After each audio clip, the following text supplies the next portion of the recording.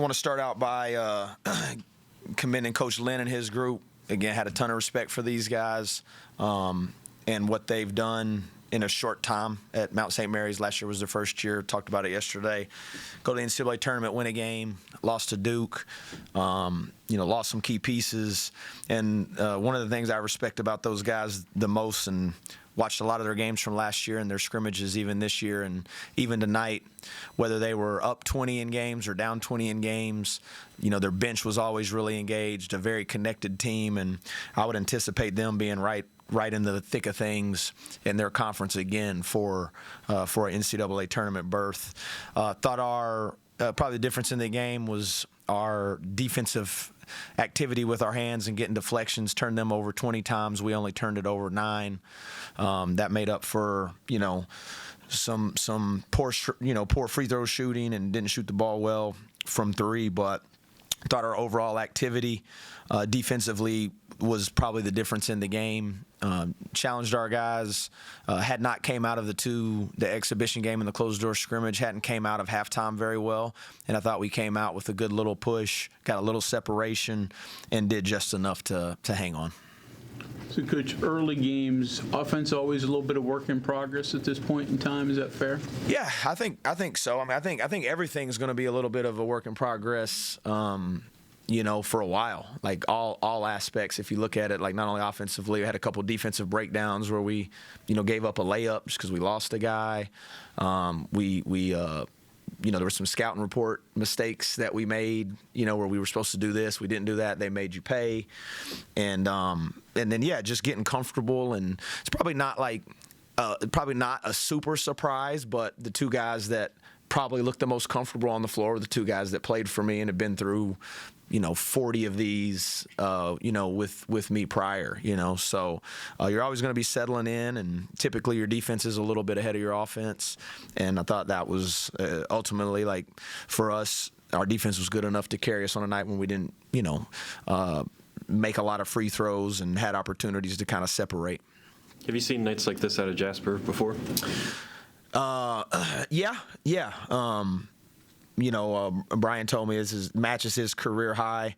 I wasn't 100% sure, but I think maybe his career high at North Texas was on our opener last year against Evansville. I could be wrong, but, Jasper has a unique ability to understand what his team needs in each moment. And, again, his calming presence, especially early in the game when we were kind of having a hard time finding baskets, he sensed that. And he can do that, or he can kind of go into facilitate mode, and so just his even keel nature allows him to come up big in big moments. Coach's career highs in opening games of the season. So you're saying it's all downhill from here? I don't know. Maybe just everybody else will play better.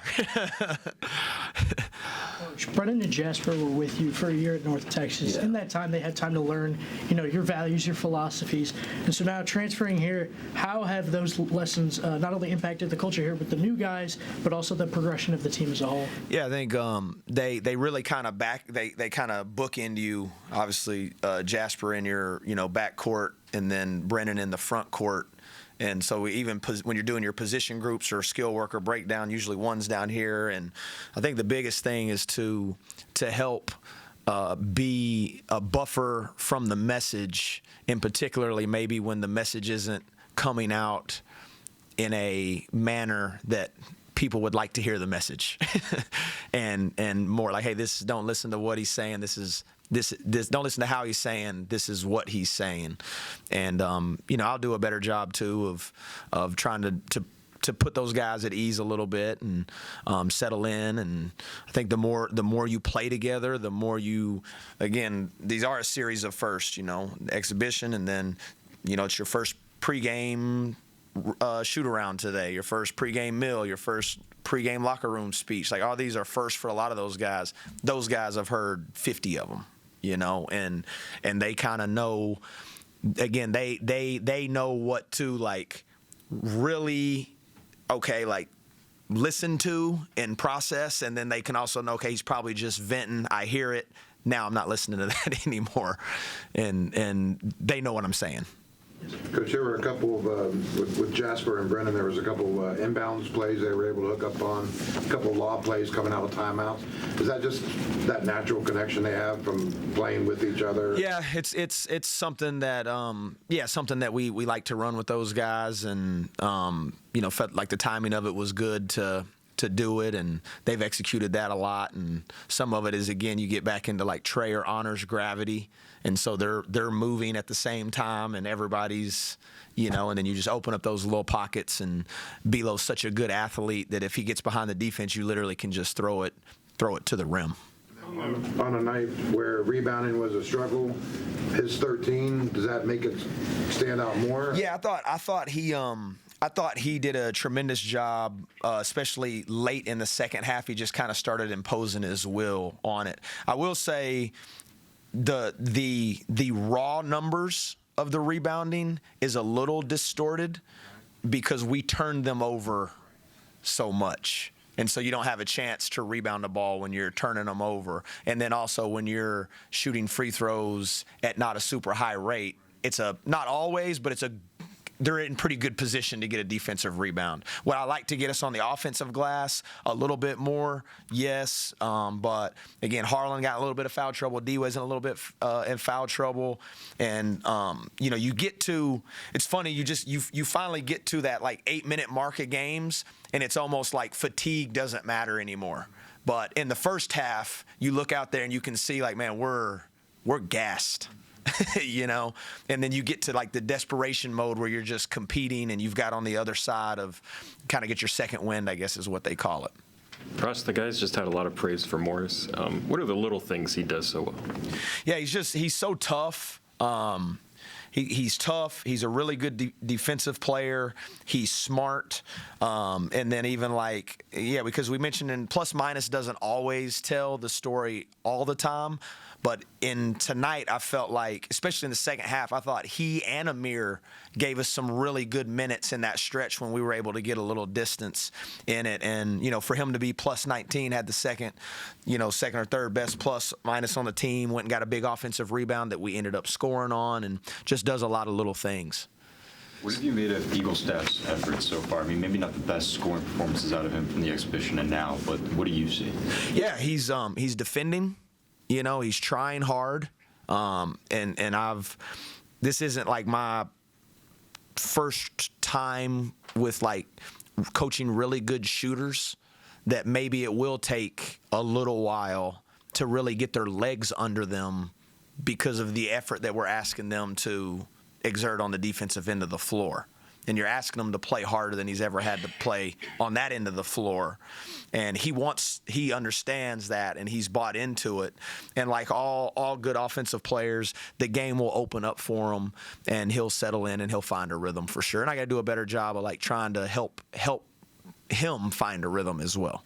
So I asked the guys this question.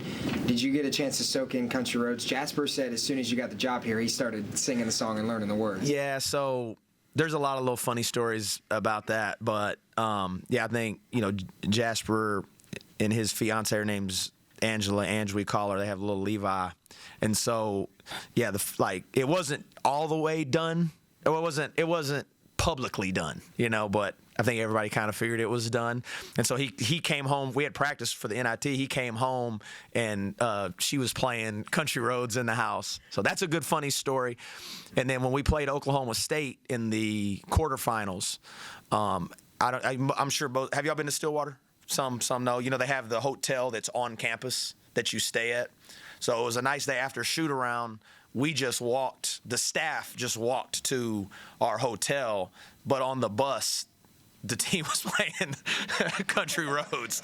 They didn't tell me that until like a couple weeks ago. So, so it is a unique tradition. It's fun to be a part of, and it's special. Coach, in regards to these first couple of games, in regards to non-conference, how important is just identifying rotations and depth as well? Because I know you played 3 guys off the bench, but how important is it early on? Yeah, each game is like uniquely.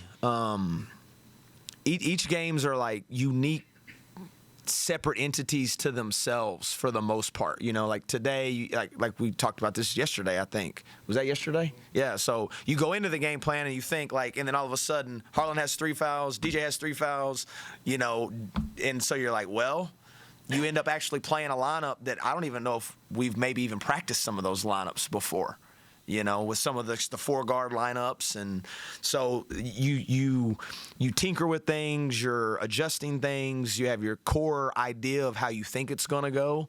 But I think that's part of, as our team, we've talked about it tonight, we talked about it a lot, like we'll have to get better as the game goes on. Like we'll figure things out as a group, what we want to execute, how we want to execute, what rotations are working.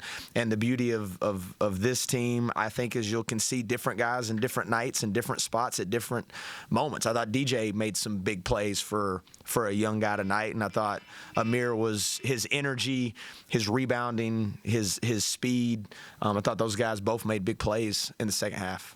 Ross, what do you think of DJ and Amir? They didn't really look like freshmen out there. They're very mature.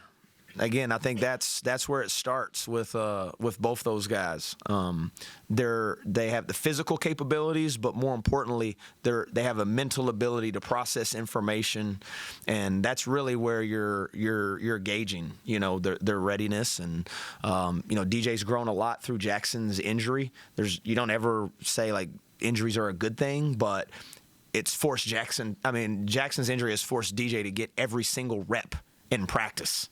And he's gotten a lot better through that, and both those guys will continue to get better the more they get out there. Ross, about 11 minutes left. You call a timeout. I'm assuming you weren't very happy. But after that, it didn't seem like there was the occurrences of what maybe caused that timeout. Yeah, well, part of it was we were just so freaking tired. And part of the frustration was the possession before. I probably should have called a timeout, but the media was coming. And so you're like, oh, we'll just get to the media. And then we turned it over.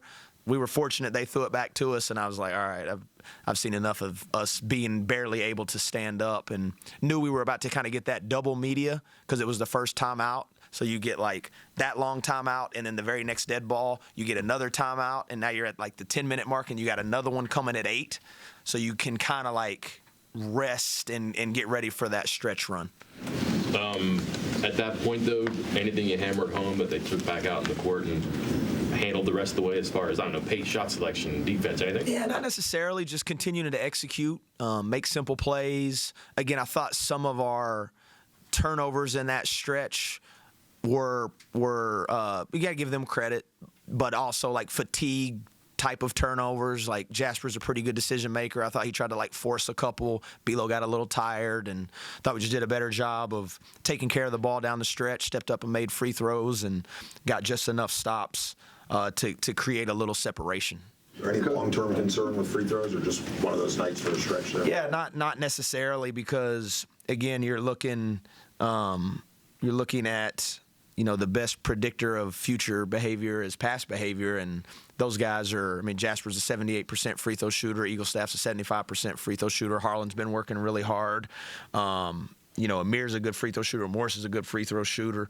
So I think it's just, those guys will settle in.